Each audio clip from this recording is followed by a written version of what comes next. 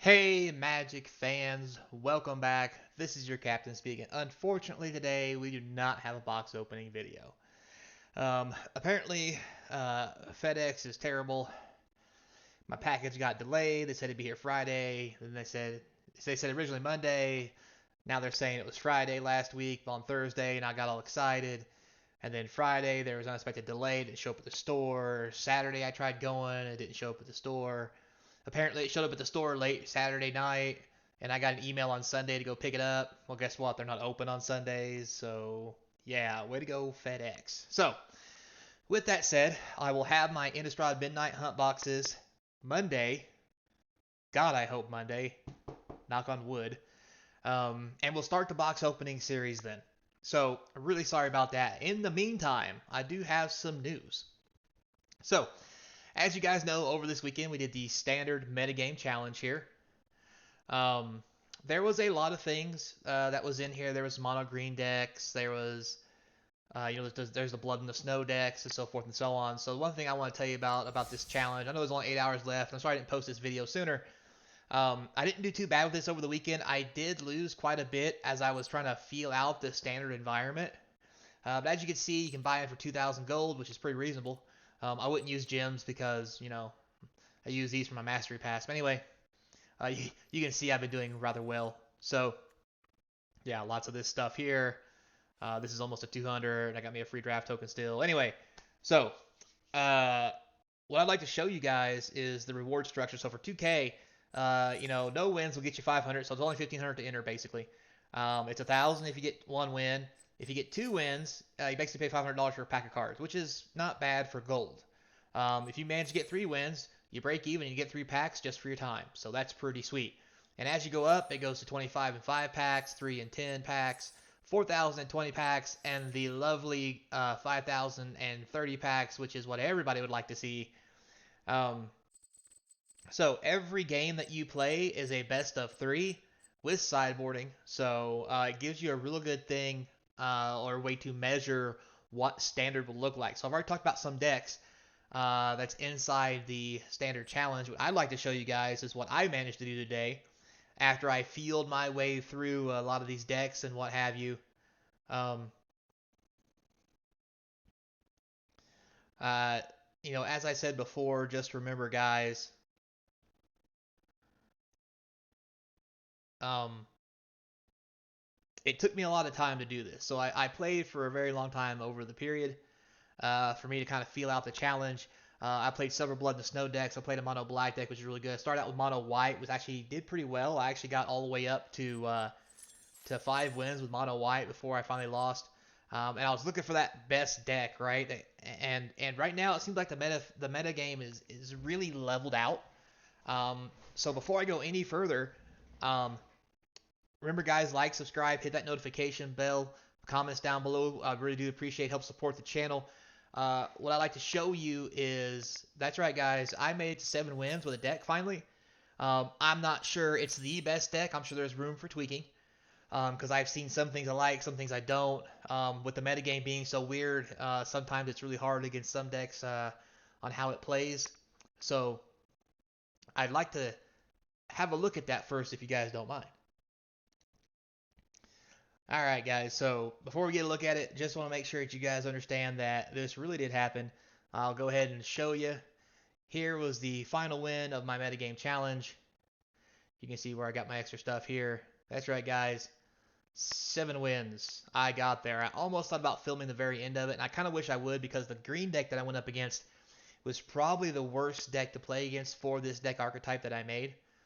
Which is a Blood and Snow deck that's black and green. I played several versions. I played a black and red, a mono black, a black and green. The black and red one did rather well too. It got all the way to 5 wins once or twice. But I really had trouble breaking out. The green one really struggled in the beginning because of the draw ability of it, made it really rough. So it's a really hard deck to play. So I've already showed you this. I'll go ahead and close this out for you guys. It was a really hard deck to play. Make sure that you get some reps in with it before you try to play it in something serious because there's lots of fine things in there you have to do. You really have to use your life as a resource because if you don't, you will die because things will get out of hand. They'll snowball quickly or you'll run out of resources. Um, So with that said, what I'll do is I'll go in here to my decks. So you can see I've got lots of them in here. Here's the mono black one I tried. The mono white one's apparently been. Oh, yeah, I took the mono white, deleted it, made a mono blue out of it. But here's the deck I ended up with. And I altered this deck. Originally, this deck was red green, or I'm sorry, red black. So let's look at the deck that I actually managed to win the standard challenge with.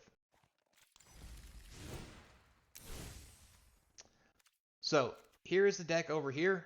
4 Blood Chiefs Thirst, 4 Acquisitions Experts, 4 Deadly Disputes, 4 Elder Fang Disciples, 4 Skullport Merchants, 4 Bindings, 4 Loth, 4 Blood in the Snow, 1 Onyx, which I don't know if I would actually keep her in here. 4 Meat Hurt Massacres, as always. A Long Rest, if you guys believe that or not. 14 Swamps, 4 Forest, and 4 Woodland Chasms. So let's start off with the top first. Obviously, Blood Chief's Thirst. This helps keep the aggro decks at bay. Plus, a lot of the good creatures in the format are 2 or less. Plus, tokens are everywhere, so this kills tokens real easy if you need to. I.e., there's a deck I went up with that gives me a lot of trouble with Ren and 7. Well, they'll make a giant 9/9 token and activate the Chariot to copy it. So the best thing about this Blood Chief's Thirst is you can kill that token normally before the Chariot gets a chance to activate, so it can't copy it. I know it's a sorcery, and you're like, well, how do you do that? Well, you have to be far enough ahead that they have to play the token first and not activate the Chariot, yada, yada, yada. But there are ways around it. And the sideboard helps out a lot with that too. But this is a great card. You must start it because also, it takes care of Planeswalkers for 4 if you need to. Really versatile, great card in the format currently. So, Acquisitions Expert. So there's a package here, guys. There's 4 Acquisition Experts, 4 Elder Fang Disciples. That's 8 discard spells that give you creatures. These work very well with Deadly Dispute. Once you put them on the field, you get a card out of their hand. You can block and jump with them to soak damage. Once you soak that damage, or just against some decks, if they're not laying creatures, once you hit them once or twice, you start round resources. Deadly Dispute these guys so you can get a token and draw 2 cards because it's just really, really powerful. Also, the other thing, if you have Elder Fang Disciple and Acquisitions Expert, this is a cleric, guys. So what I like to do, and it happens quite a lot, which is very good, is you lay the cleric first. Nobody's going to kill this thing because they could give 2 craps about it. So you get your 1 card off of it, and they're like, oh, whatever, I'll lay my 3/3 power creature. Well, that's great, because then on your turn 3, they may lay a giant 3/3 elephant or the werewolf guy or whatever it may be, right? It's something for 2, especially if you're on the play. And they just ignore this. So then what happens is you get to play your 3rd land. You get the Blood Chief's Thirst, whatever creature they lay, and then lay your Acquisitions Expert. Because this is a cleric, they now have to show you 2 cards, and you can pick which one they want them to discard, depending on the makeup of your hand. So it's a really deadly combo, and it's really, really good. So these 3 things here are great. Not to mention Skullport Merchant. On turn 3, this ramps you to a Loth on turn 5 very easily. It also gets you to a Binding of the Old Gods. There's only 8 green sources in the deck. You often will be hungry for green sources, so be very careful how you use your treasures. Don't waste them by drawing cards unless you absolutely have to, because once you get a Binding on the field, it's a whole nother game, because you can go fetch forests. But the big thing about the Merchant and this treasure token is not only that, this also sacrifices this and this to draw more cards, get you deeper in your deck after they block. The Deadly Dispute can then be used on the Skullport Merchant's token that it makes, so that you get a treasure token back, so basically it becomes a 2-mana draw 2 with no drawbacks, which is phenomenal. So there's a lot of synergy here, guys, in these 4 cards. Lots of it. And then, of course, Binding of the Old Gods. This is a perfect removal spell for anything on the field. Ezekiel's Chariot, Planeswalkers, enchantments, creatures, anything but a land. And that's what this deck's a little rough on handling, is those creature lands. But I'll tell you how we do that later. So this thing is great, and then once you get it, you have 8 green sources here you can fetch. Woodland Chasm is a forest, so if you have one of these in your deck, you should always fetch it first, because it's going to come in play tapped anyway once it's in your hand, and the Binding of the Old God puts it in play tapped, so always grab the Woodland Forest first. because it's going to be tapped when it comes into play. Regardless, you might as well fetch them with your bindings. Next, we have Loth. The reason I have 4 Loths is this is one of the best planeswalkers. 5 mana to make 2/2/1s. That keeps this alive. Tokens go back on so you can make 2/1s again. Once you get this out and you have a couple of these guys out, if you know you have, a Loth in your hand that will hit the battlefield on turn 4 because of this, don't block with these guys, because then, once you Deadly Dispute or you block and sack one, this gets high enough to make 2/1s again. So you're killing their creatures while you're killing your creatures, getting counters back on this so you can make more spiders. It's a really sweet loop. It's really hard to get into to learn. That's where that resource management of how much damage can I take, how much damage should I take, really comes into play. And often too, you might want to let this die only because the Blood in the Snow gets this back. So if you have 2/1 spiders, they attack and you can't save this. If blocking will kill one of their troublesome creatures that you can't Blood in the Snow away, like a land, I would block the land and let this die, because it's going to die anyway. And just use those spider tokens to deal with those lands when they come across. And that will help you out a lot. Because also they got to tap mana to activate those lands, which takes their whole turn up. And then the very next turn, whatever creatures they have left, you can just Blood the Snow, get this back, make 2/2/1s, and move on. So, like I mentioned, Blood in the Snow. Obviously, you play only snow lands, so that anything comes out of the graveyard. Which the main thing you'll be jerking out of your graveyard is going to be Loth. Skullport Merchant's a real good one to jerk out of the graveyard too. I have jerked out the Disciple or the Acquisitions Expert when they have cards in their hand and I want to eliminate the possibility of their threats. But this card's just bonkers good. I played 1 Onyx. I was playing 2, but the 6 mana, like Blood in the Snow, is so expensive, and it honestly doesn't do enough by itself.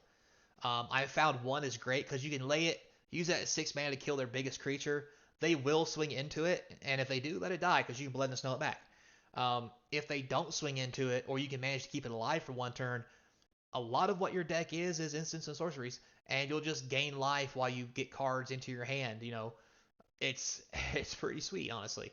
But also too, you don't have a whole lot of instants and sorceries. For example, if you look here, you have 9 sorceries, 4 instants, so that's only 13.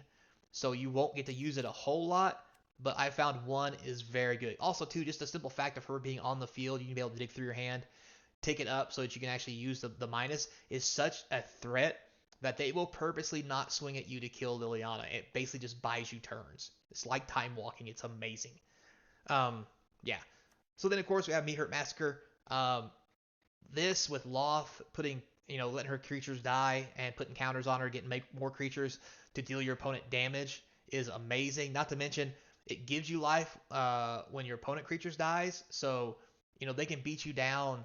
I had one game where I got beat up pretty bad, and I was at 1 life, and the opponent had I'm not gonna lie, they charioted 2 or 3 times and all this stuff. There was a bunch of tokens, and I had a whole bunch of discard spells, and Elderfang Disciples, and I grew a Massacre, and I let him swing 1 last time. I sacrificed all my creatures, and then just laid the Meat Hurt Massacre, wiped their entire board, and gained 12 life or 10.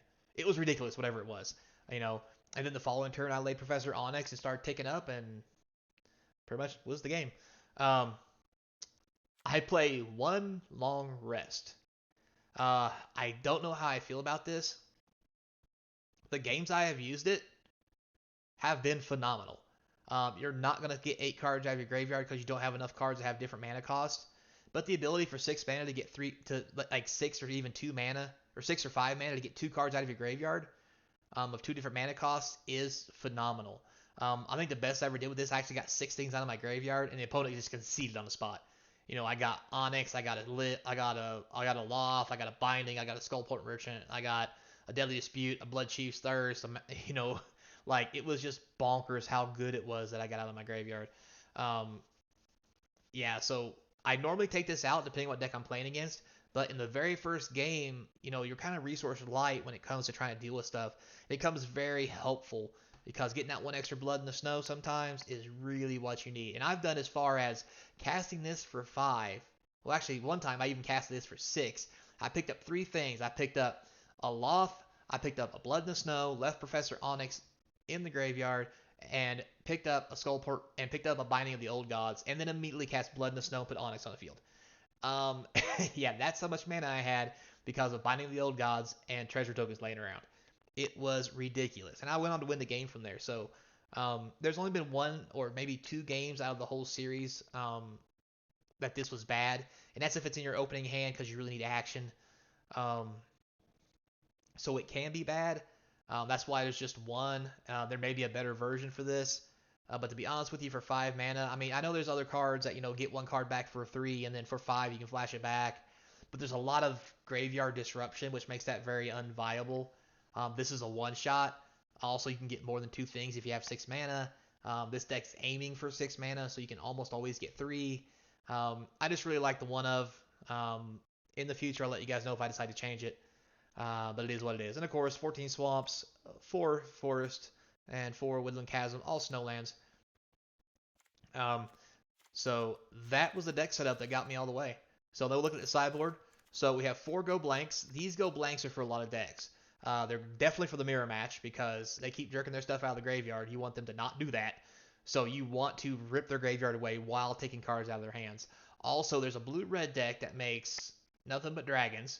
Goldspan, the Prismari, all that good jazz. It's very hard to deal with. Um, so you have to really keep your removal in your hand and wait to kill those things. This is not so much for getting rid of their graveyard there, but it is for getting rid of what little spells they have for counter spells, so you can get your big stuff onto the field. And it's just card advantage. Crippling Fear for most decks, honestly, not even just aggro decks, because you just name Dwarf or you name Cleric or whatever. And matter of fact, you don't have to name Dwarf. It's a 1/4. You can name whatever your Cleric, whatever your discard creatures are on the field. Cast this, and your Dwarf becomes an 0/1, and you just don't care. 2 is just fine. Ritual Calling, I play 1 because it's every non-land permanent mana value 2 or less. The problem with this is not only does it get all their stuff, it gets all your stuff too. It does give you mana, so like your treasure tokens will still give you mana even though you lose them. You just got to use them that turn.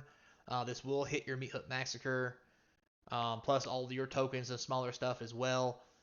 But in those Azeka Chariot style decks and those Ren and 7 decks, this really is a clean, easy way to wipe the board of all the threats while keeping your mana so you can continue to bounce back with more threats of your own. And also, too, the 1/4 Dwarf doesn't die to this. So, 3 foul plays. Again, lots of token action going on right now, which makes these very good because the ability to play it and investigate. Most of those tokens are 2s. More often than not, they won't be, though, because of, once they start getting counters on them and so forth. But this is really good against the mirror match as well because a lot of their stuff is 1. They have the 1/4 Dwarf and whatever, and the ability to investigate is just really sweet. And plus, there are a few aggro decks out there that really do the red rush thing, or they're trying, and these help out a lot against that. So these do have their place, but these are really just backups in case these are not good enough. This is how I deal, to be honest with you guys, with the lands. I use them for other things too, but this is the main source of how I pop lands if I don't, because I have spiders that are 2/1, so I try to block as much as possible to deal with them. But if I have one of these in my hands and one land's particularly troublesome, like the Hive Mind Cave that gets stuff out of my graveyard so I can't get it back, before they swing with it, I'll pop it with one of these instead of blocking it. But more often than not, they won't swing if I have blockers because they don't want to lose it. So, but more often than not, these almost always come in place of Blood Chief's Thirst. So, and there's 2 coloring rituals. I might take these out because the Crippling Fear seems almost better, and I don't like losing my own stuff. But there for a while, I was running into some really, really rough cards, per se. So these are probably 2 that could probably come out for something better. I just don't know what yet. So yeah, guys, so that's the deck. I hope you liked it. And just so you know, this is what I went, all the way to the top with. So thanks a lot for watching, guys. Really do appreciate it. Sorry it took so long. But as always, thanks for letting me entertain you. I can't wait to start cracking some boxes tomorrow. So the first box opening video will probably be posted on Monday, really late, and then I'll have one after that for the rest of the week, starting first thing in the morning, as always. So Until next time, guys, remember to be kind. And thanks for watching, and I hope to see you across from the game table.